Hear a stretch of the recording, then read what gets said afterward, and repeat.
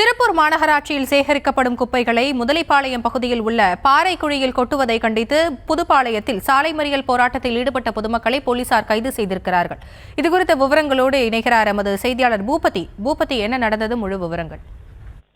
வணக்கம். அதாவது திருப்பூர் மாநகராட்சியை பொறுத்தவரை மொத்தம் 60 வார்டுகள் உள்ளன. இவற்றில் 15 வார்டுகளுக்கு ஒரு மண்டலம் என 4 மண்டலங்களாக திருப்பூர் மாநகராட்சி செயல்பட்டு வருகிறது. இந்த சூழ்நிலையில் திருப்பூர் மாநகராட்சியில் இருக்கக்கூடிய மொத்தம் 60 வார்டுகளில் நாள்தோறும் சுமார் 500 முதல் 700 டன் குப்பையானது சேகரிக்கப்படுகிறது. இந்த குப்பைகளை அளிப்பது திருப்பூர் மாநகராட்சியை பொறுத்தவரை பெரிய சவாலாக இருந்து வரும் சூழ்நிலையில் பல்வேறு கட்ட போராட்டங்களுக்கு பிறகு முதலிப்பாளையம் பகுதியில் இருக்கக்கூடிய பாறைக்குழியில் குப்பைகளை கொட்டுவதற்காக மாநகராட்சி நிர்வாகம் தயாராகி அந்த பகுதியில் கடந்த ஒரு வாரமாக அந்த குப்பையை கொண்டு வருகிறது.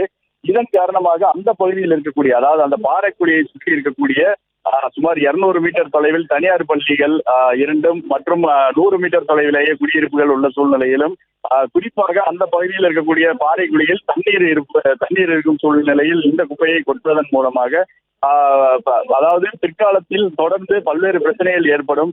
குறிப்பாக தற்பொழுது அங்கே படிக்கக்கூடிய மாணவர்களுக்கு பாதிப்பு ஏற்படும் உள்ளிட்ட பல்வேறு காரணங்களை காரணம் காட்டி அந்த பகுதி, அதாவது நீலியக்காடு, முதலிப்பாளையம், பஞ்சிபுரம் புதூர், புதுப்பாளையம், ஹவுசிங் யூனிட் உள்ளிட்ட பகுதி மக்கள் இன்று போராட்டம் அறிவித்திருந்த நிலையில் சாலை மறியல் போராட்டத்தில் ஈடுபட்டனர்.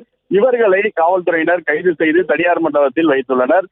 தொடர்ந்து இப்பகுதியில் குப்பைகளை கொட்டக்கூடாது என்பதே அப்பகுதி மக்களின் பிரதான கோரிக்கையாக உள்ளது. அதற்கு மாற்றாக திருப்பூர் மாநகராட்சியை பொறுத்தவரை இந்த குப்பைகளை கையாளுவதற்கு மறுசுழற்சி உள்ளிட்ட பல்வேறு திட்டங்களை விரைந்து போர்க்கால அடிப்படையில் நடவடிக்கை எடுத்து குப்பைகளுக்கு தீர்வு காண வேண்டும் என்பதே அனைவரின் எதிர்பார்ப்பாக உள்ளது.